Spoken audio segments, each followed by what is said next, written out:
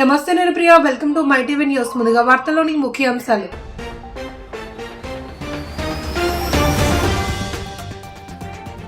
విశాఖలో జరిగిన regional investors tourism summit ప్రారంభించిన పర్యాటక శాఖ మంత్రి కందుల దుర్గేష్. నిజం తన వైపు ఉందని, ఎప్పటికైనా అది గెలుస్తుంది అని ఐటీ మంత్రి నారా లోకేష్ ఓ పత్రికపై పరువు నష్టం దావా కేసులో విశాఖ కోర్టుకు హాజరు.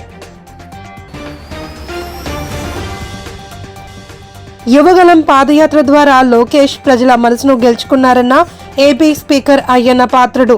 కూటమి ప్రభుత్వం ఏర్పడడానికి లోకేష్ పాదయాత్ర కీలకమైంది అని వెల్లడి. పట్టణంలోని జరిగిన రీజనల్ ఇన్వెస్టర్స్ టూరిజం సమ్మిట్ వేదికగా 1217 కోట్ల విలువైన 8 పర్యాటక ప్రాజెక్టుల ఎంఓయూలపై రాష్ట్ర పర్యాటక, సాంస్కృతిక, సినిమాటోగ్రఫీ మంత్రి కందుల దుర్గేష్ సంతకాలు చేశారు. బీచ్ రోడ్లోని నోవోటల్లో జరిగిన రీజనల్ ఇన్వెస్టర్ సమ్మిట్ కు 150కి పైగా ఇన్వెస్టర్లు హాజరయ్యారు. ఈ సందర్భంగా రాష్ట్రంలోని విశాఖపట్నం, తిరుపతి, అమరావతి, అల్లూరి సీతారామరాజు జిల్లాల్లో 825 రూమ్లకు ఏర్పాట్లకు ఇన్వెస్టర్లు ముందుకు వచ్చారు. తద్వారా టూరిజం రంగంలో 2567 ఉద్యోగాలు కల్పించేందుకు సిద్ధంగా ఉన్నామని మంత్రి కందుల దుర్గేష్ అన్నారు. ముఖ్యమంత్రి చంద్రబాబు నాయుడు ఆలోచనల మేరకు 5 ఏళ్లలో రాష్ట్రంలో 50,000 రూమ్లు ఏర్పాటు చేసేందుకు కృషి చేస్తున్నామన్నారు. ఈ కార్యక్రమంలో శాసనసభ స్పీకర్ అయ్యన్న పాత్రుడు, అనకాపల్లి జిల్లా మాడుగుల శాసనసభ్యులు బండారు సత్యనారాయణమూర్తి, విజయనగరం జిల్లా నెల్లిమర్ల శాసనసభ్యులు Lokam Nagamadhavi, APTDC chairman Nukasani Balaji, tourism MP Amrapali Kata, Visakhapatnam జిల్లా కలెక్టర్ ఎంఎన్ హరేంద్ర ప్రసాద్ తదితరులు పాల్గొన్నారు. ప్రోత్సాహకాలు ఏంటంటే లాజిస్టిక్ సపోర్ట్ ఒకటి, దీనికి ఇమీడియట్గా చేయగలిగితే బాగుంటుంది.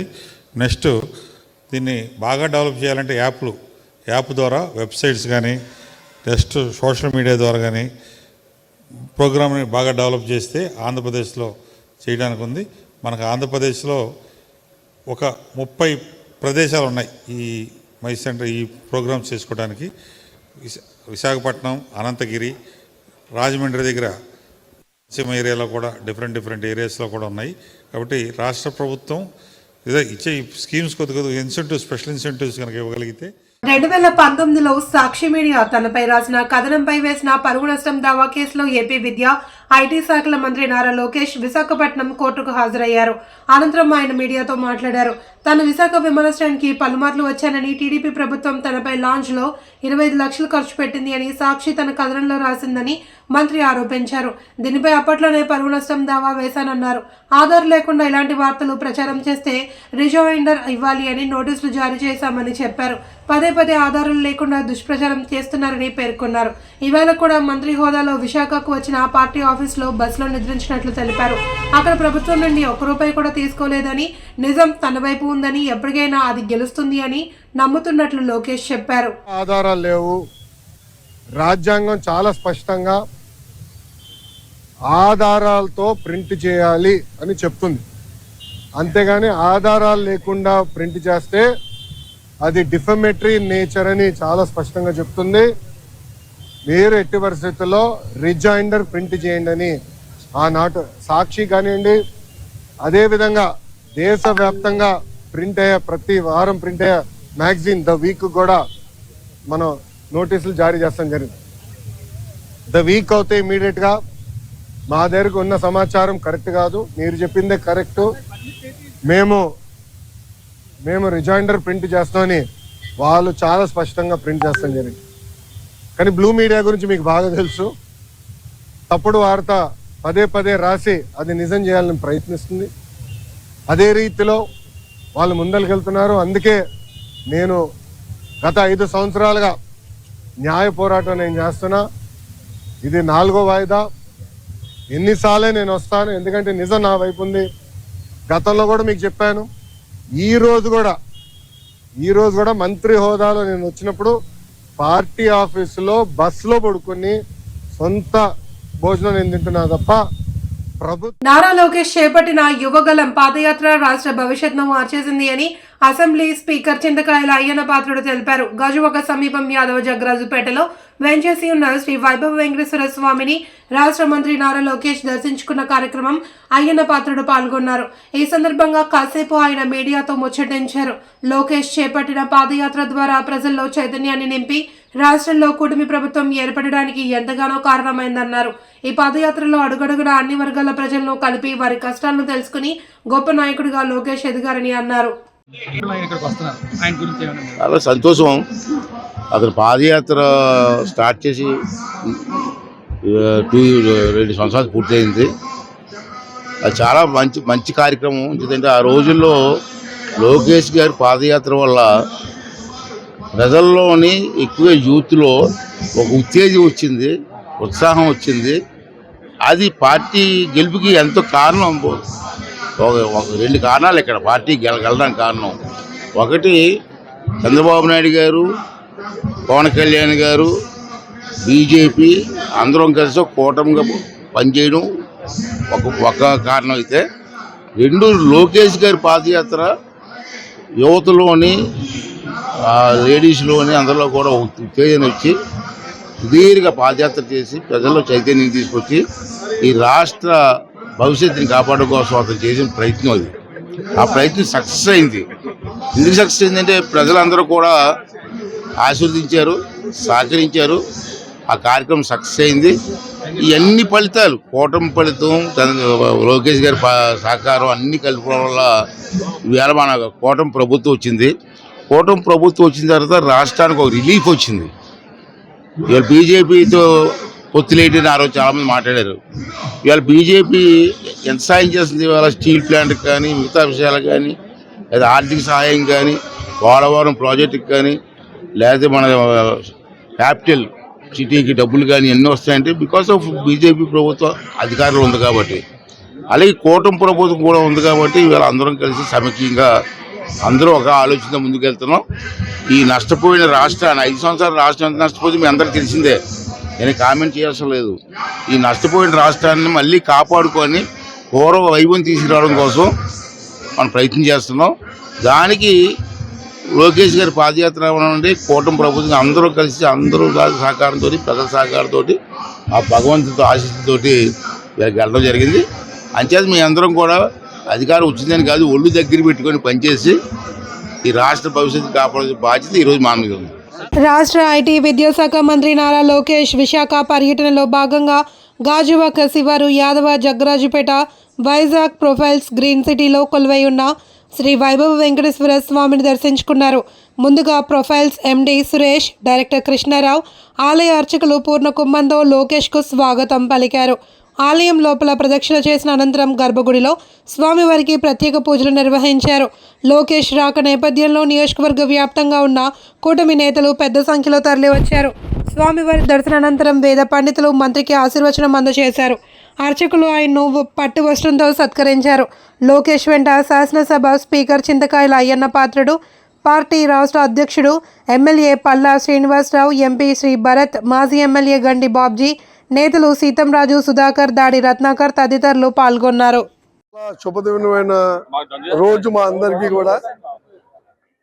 ఇవాళ లోకేష్ బాబు గారు ఈ మహాకూటమి తరఫు నుంచి మేము అప్పుడు మా వెంకటేశ్వర ఆలయంలో వీళ్ళు గెలిస్తే రావాలని మేము కోరుకుంటాం జరిగింది.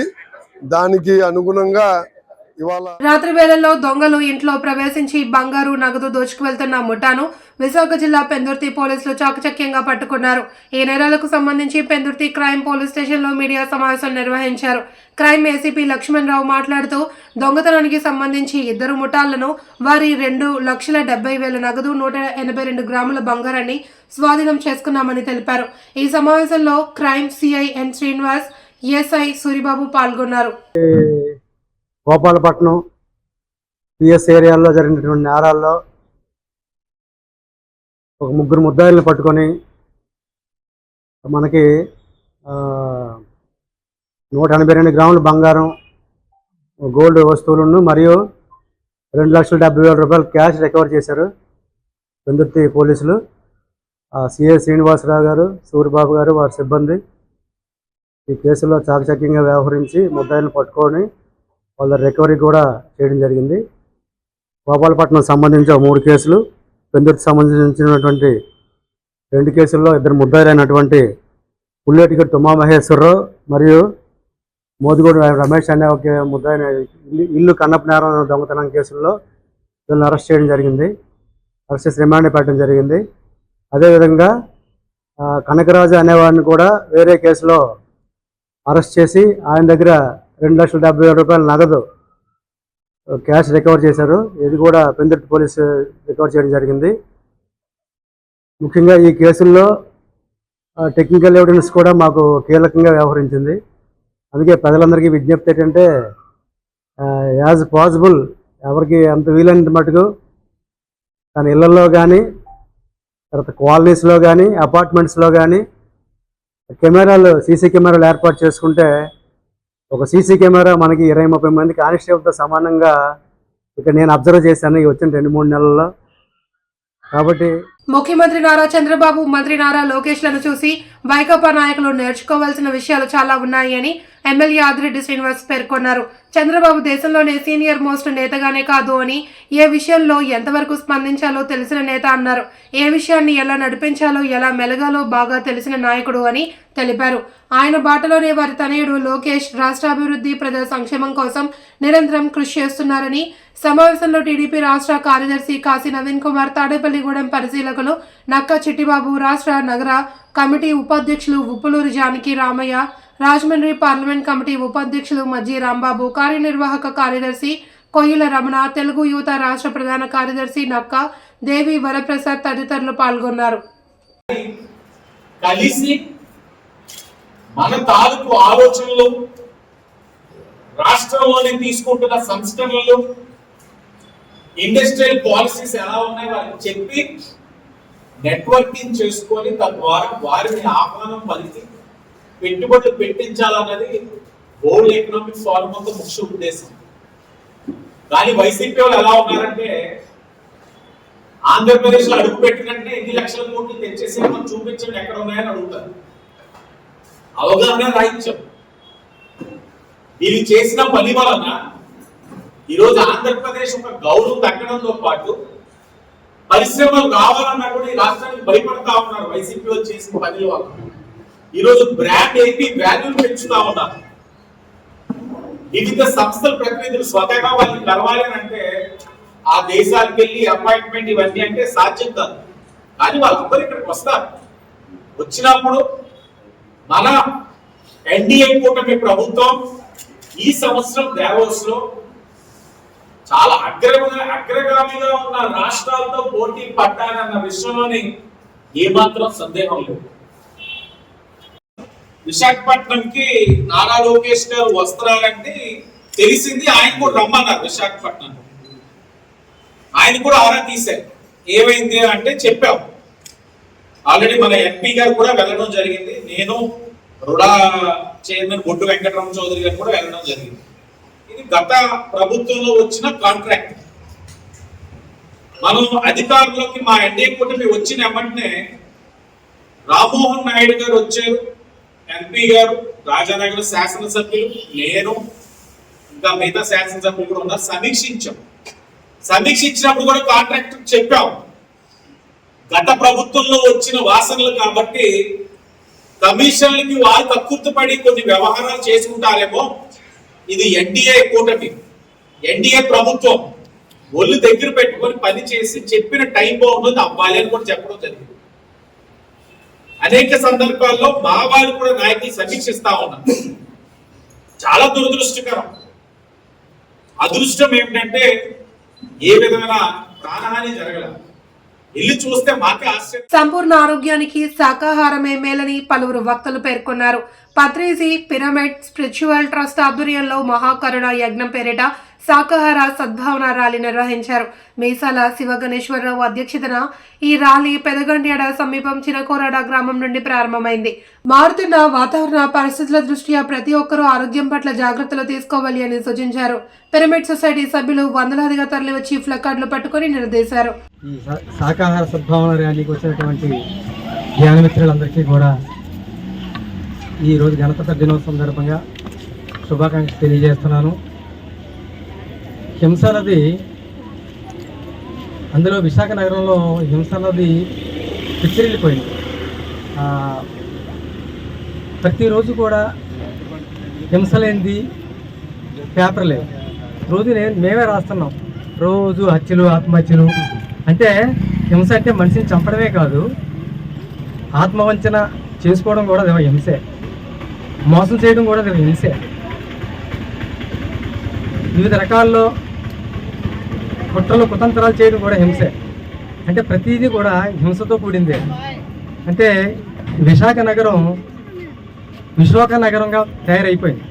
ప్రతి ఇంట్లో కూడా ప్రశాంతత లేదు, అంతా అశాంతితో ఉంది. విశోక నగరంగా ఉన్నదాన్ని, విశాఖ నగరాన్ని ఈ శాఖా నగరంగా తీర్చిదిద్దడానికి అందరం కూడా కంకణం కట్టుకుందాం. ఇది విశాఖ నగరం కాదు, శాఖా నగరంగా మనం శాకాహార నగరంగా తీర్చిదిద్దితే పత్రిజీ గారి యొక్క ఆశయం నెరవేరుతుందని నేను భావిస్తున్నాను. సిడబ్ల్యూఎస్ దగ్గర నుంచి కూడా ఈ యొక్క ర్యాలీ అనేది ప్రారంభించబడుతుంది. ఈ యొక్క చిన్నకోరాడ ఈ యొక్క ప్రాంతం అంతా కూడా ఈరోజు గాంధీ గారి సిద్ధాంతాన్ని ముందుకు తీసుకువెళ్ళడానికి అహింసాయుత శాకాహార జగత్ నిర్మాణానికి ప్రతి ఒక్క కృషి చేయాలని, ప్రతి ప్రాణి కూడా ఆనందంగా జీవించాలని ఏదైతే గాంధీజీ కళ్ళ కన్నారో ఆ కళ్ళ సాకారం చేయడానికి ఎటువంటి జీవహింస చేయకూడదు, ప్రతి ప్రాణిని కూడా కాపాడాలని ఒక ఉద్దేశంతో ప్రతి ఒక్కరు కూడా ఒక అవేర్నెస్ కల్పించాలని ఒక ఏకైక లక్ష్యంతో ప్రతి ఒక్కరు శాఖలుగా మార్చడానికి ఈ యొక్క ర్యాలీ అనేది కూడా ప్రతి ఏరియాలో కూడా ప్రతి ఒక్కరు కూడా అవేర్నెస్ కల్పించడానికి ఈ యొక్క కార్యక్రమం అనేది కూడా మీ అందరూ కూడా శ్రీకారం చుట్టడం జరిగింది.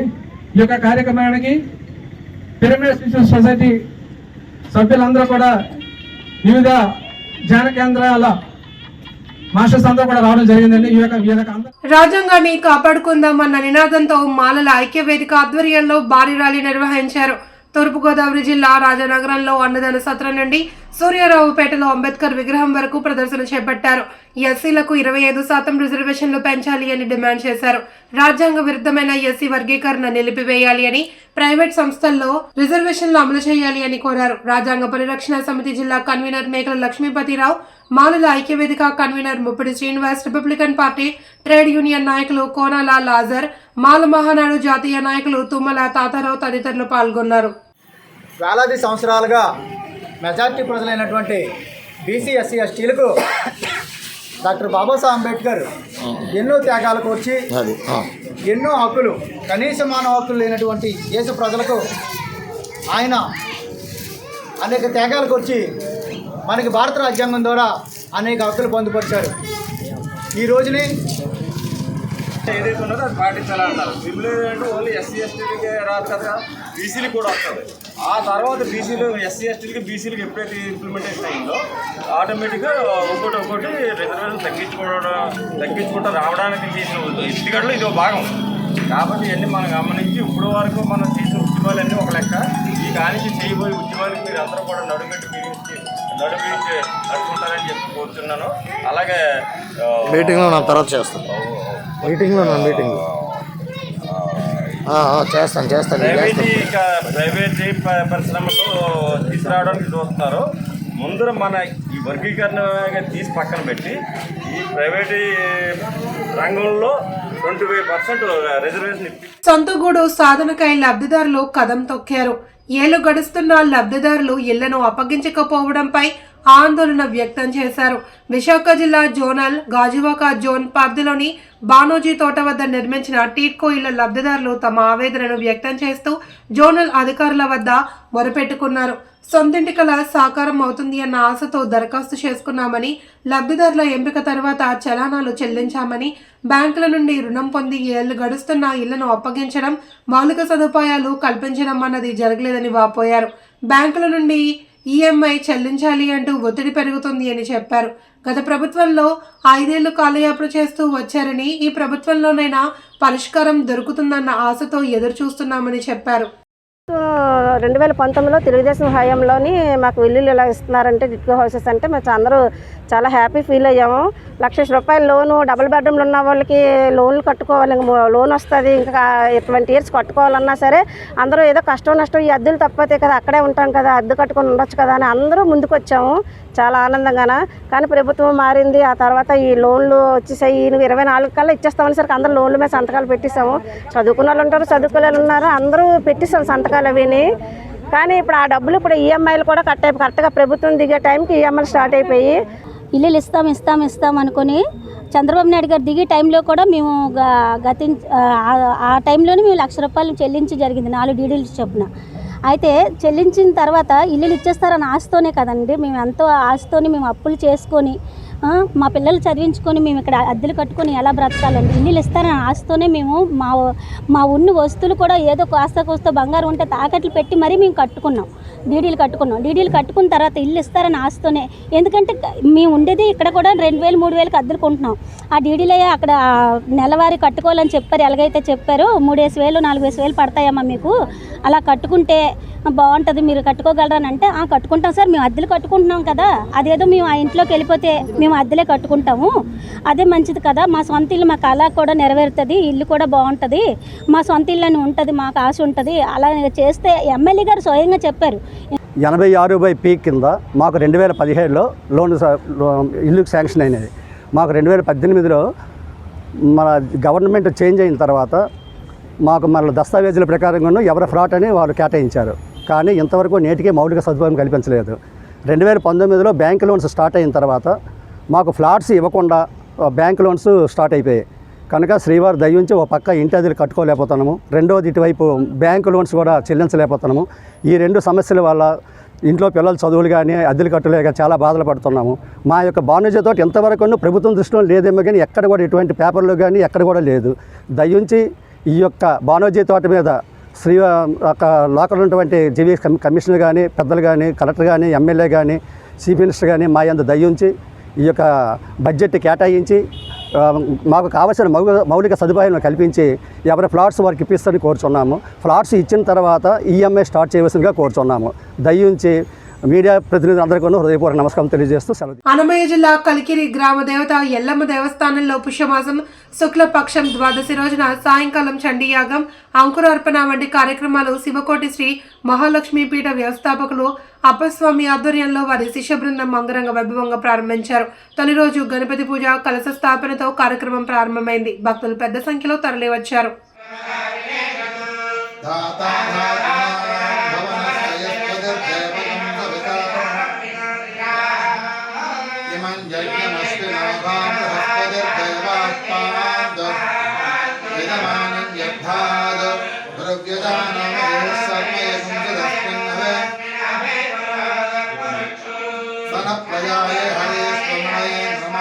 వార్తలోని ముఖ్యాంశాలు.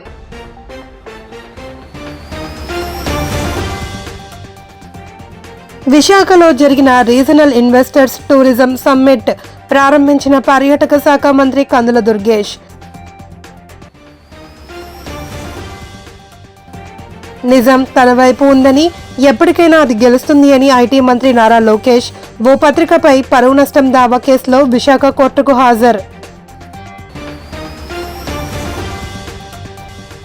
యువగలం పాదయాత్ర ద్వారా లోకేష్ ప్రజల మనసును గెలుచుకున్నారన్న ఏపీ స్పీకర్ అయ్యన్న పాత్రుడు. కూటమి ప్రభుత్వం ఏర్పడడానికి లోకేష్ పాదయాత్ర కీలకమైంది అని వెల్లడి.